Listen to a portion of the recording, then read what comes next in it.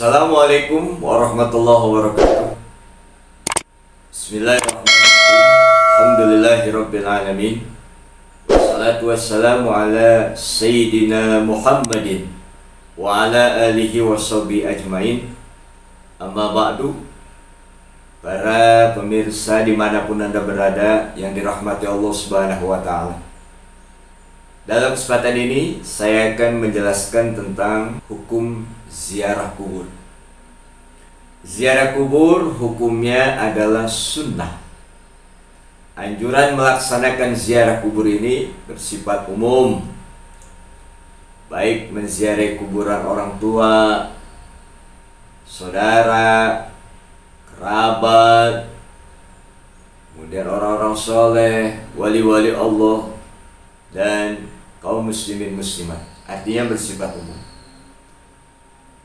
Hal ini ditegaskan oleh Al-Imam Al-Ghazali. Kata beliau, ziaratul kuburi mustahabbatun alal jumlati litadzakkuri wal i'tibari wa ziyaratu kuburi sholihin mustahabbatun li ajli tabarruki ma'al i'tibar. Artinya, ziarah kubur disunnahkan secara umum dengan tujuan untuk mengingat kematian dan mengambil pelajaran, dan menziarahi kuburan orang-orang soleh disunnahkan dengan tujuan untuk bertabarruk, ngalap barokah, serta mengambil pelajaran. Kemudian legalitas daripada ziarah kubur ini disepakati oleh seluruh ulama-ulama mazhab. Di dalam kitab Hujjah Ahli Sunnah wal Jamaah, ziaratul kuburi tujizuha madahibul muslimina kulliha. Ziarah kubur diperbolehkan oleh seluruh madhab umat Islam. Jadi disimpulkan bahwa amaliyah ziarah kubur merupakan salah satu ajaran Islam secara tegas dianjurkan oleh syariat. Dan orang yang melaksanakan ziarah kubur juga hendaklah yakni menjaga adab agar yang dilakukan mendapatkan pahala, manfaat. Kemudian dasar-dasar dalil ziarah kubur. Rasul sallallahu alaihi wasallam bersabda, kata beliau, kuntu nahaitukum an ziyaratul kuburi fazuruha. Artinya, dahulu saya melarang kalian berziarah kubur, tapi sekarang berziarahlah kalian. Hadis riwayat Imam Muslim. Kemudian Rasul berziarah ketika setelah bertemu dengan malaikat Jibril. Kata Jibril, inna rabbaka ya'muruka an tati ahlal baqi fatastaghfiru lahu. Sesungguhnya Tuhanmu Muhammad memerintahkanmu agar kiranya engkau mendatangi ahli kubur Baqi, lalu engkau memohon ampun untuk mereka. Nah, ini dalam hadis riwayat Imam Muslim. Maka setelah ada perintah dari Allah untuk menziarahi kubur ahli Baqi, Rasul sallallahu alaihi wasallam membiasakan menziarahi tempat tersebut pada saat giliran menginap di rumah Aisyah radhiyallahu anha. Karena istri Rasul banyak, lagi kebetulan bertepatan gilirannya adalah di rumah Sayyidah Aisyah, maka beliau menyempatkan diri untuk berziarah ke Ahlul Baqi. Hal ini diriwayatkan oleh Sayyidah Aisyah radhiyallahu anha. Kana Rasulullah sallallahu alaihi wasallam kullama kana lailatuha min Rasulillah sallallahu alaihi wasallam yakhruju min akhiril lail ila al-Baqi fayaqulu assalamu alaikum dar qaumin mu'minin wa atakum ma tu'aduna godan mu'ajjalun wa inna insyaallah bikum laqiqun Allahumma ghfir li ahlil baqi'il gharqad. Artinya Rasulullah SAW setiap kali giliran menginap di rumah Aisyah, beliau keluar rumah pada akhir malam menuju ke makam Baqi. Sampai di makam Baqi beliau mengucapkan salam. Salam sejahtera atas kalian wahai penghuni kubur dari kalangan kaum mukminin. Segera datang apa yang dijanjikan pada kalian besok. Sungguh kami insya Allah akan menyusul kalian. Ya Allah, ampunilah penghuni kubur Baqi Gharqad. Hadis riwayat Imam Muslim. Juga dalam Sunan Tirmidzi, Rasulullah SAW bersabda, "Qad kuntu nahaitukum an ziyaratil kuburi, faqad adzina li Muhammadin fi ziyarati qabri ummihi fazuruha fa innaha tadhkirul akhirah." Sungguh saya pernah melarang berziarah kubur, tapi sekarang Muhammad telah diizinkan, diberi izin untuk berziarah ke makam ibunya.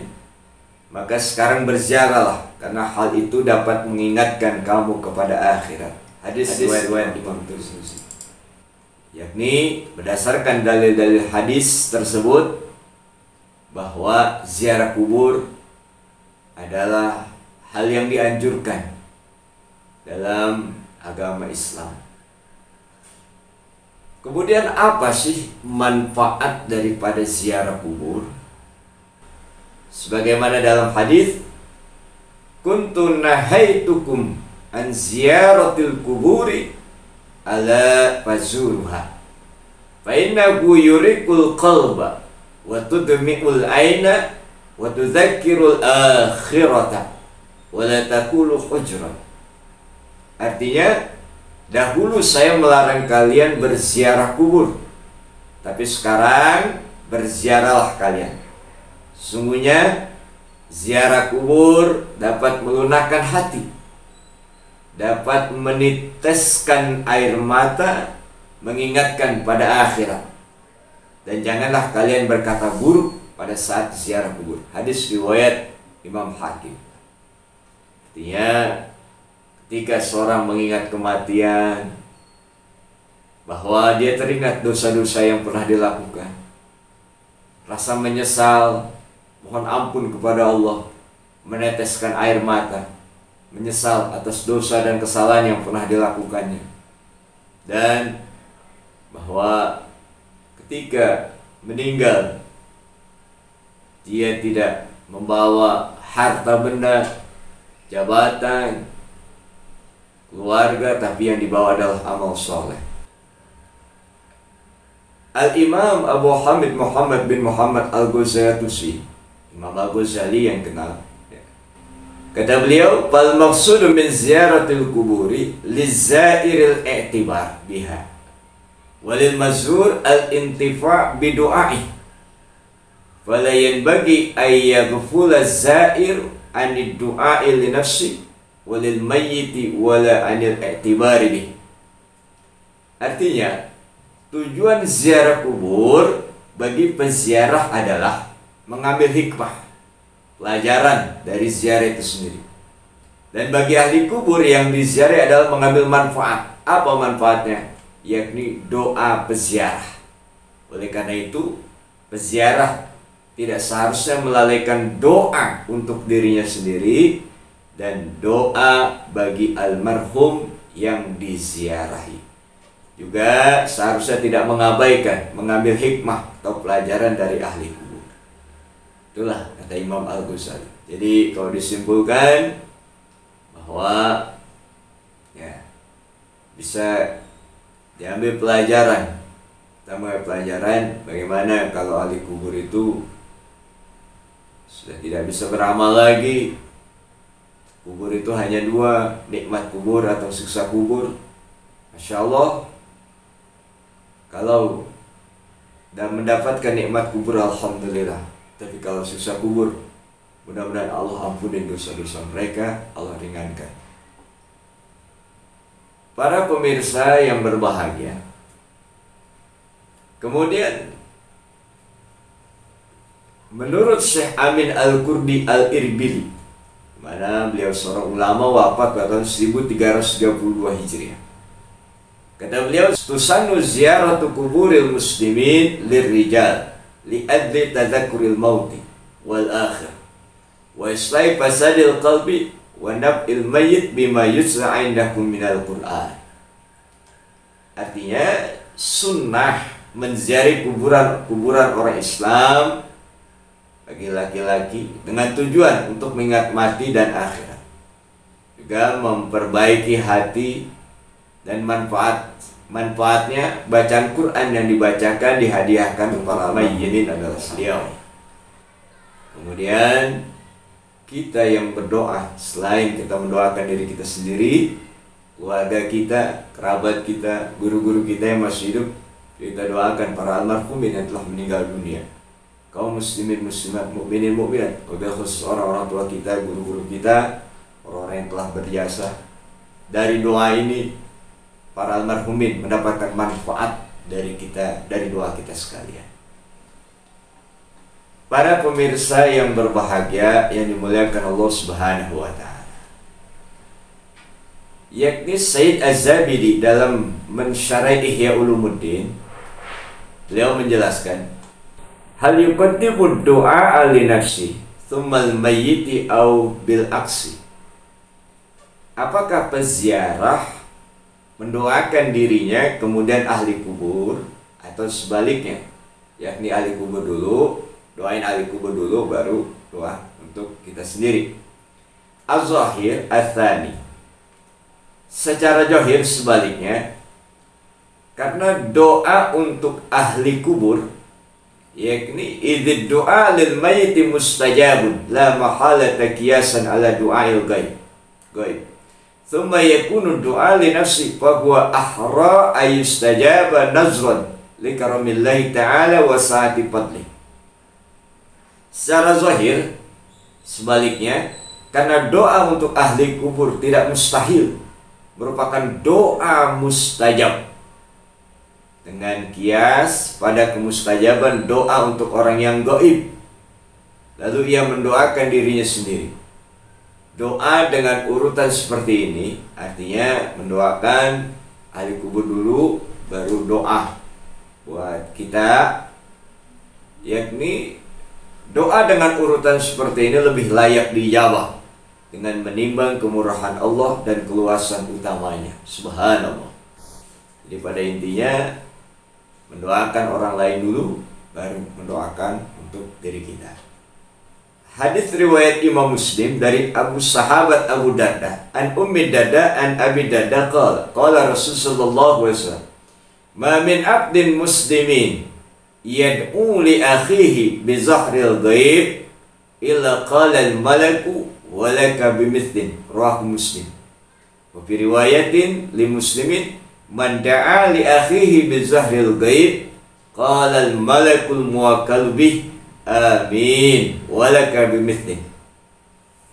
Dari Ummi Darda radhiyallahu anha, dari Abu Darda radhiyallahu anhu, bahwa Rasulullah SAW bersabda, tiada seorang hamba muslim mendoakan saudaranya secara sembunyi atau secara gaib, melainkan ada malaikat yang mendoakannya, yakni untuk nusmisa. Contoh, kita doakan Allahumma gfir lahum, ya Allah ampunin dosa mereka. Mereka itu, ya kita doakan mereka, orang-orang yang gaib, yang tidak tampak di hadapan kita. Allahumma gfir lahum warhamhum wa'afihim wa'fu, ya Allah ampunin dosa mereka, rahmati mereka. Itu ada satu malaikat di samping kita, itu berkata amin walaka bimithlin, semoga Allah ijabah dan mudah-mudahan kamu pun mendapatkan ampunan dan rahmat, mendapatkan ampunan Allah dan rahmat Allah. Artinya ketika kita mendoakan orang lain, sama halnya akan kembali kepada diri kita sendiri. Ya, kita contoh lagi, mudah-mudahan kita doakan saudara kita yang sakit diberikan kesehatan, kesembuhan. Malaikat mengatakan amin, mudah-mudahan kamu juga selalu diberikan kesehatan, kesembuhan oleh Allah Subhanahu wa taala. Jadi kita mendoakan orang lain, hakikatnya akan kembali kepada diri kita sendiri. Baik, hadirin yang berbahagia, yang dimuliakan Allah Subhanahu wa taala. Wa fi hadza fadli du'a li akhihi muslim bi zahril ghaib walau da'a li jama'atin minal muslimin haswat hadhil fadilah walau da'a li jumlatil muslimin fa zahir usuluha aidan. Wa kana ba'du salafi idza arada an yad'u li nafsihi yad'u li akhihi muslim bitilka da'wah li'annaha tustajabu wa yahsulu lahu mithluha. Jadi pada hadis ini terdapat keutamaan mendoakan orang lain secara gaib.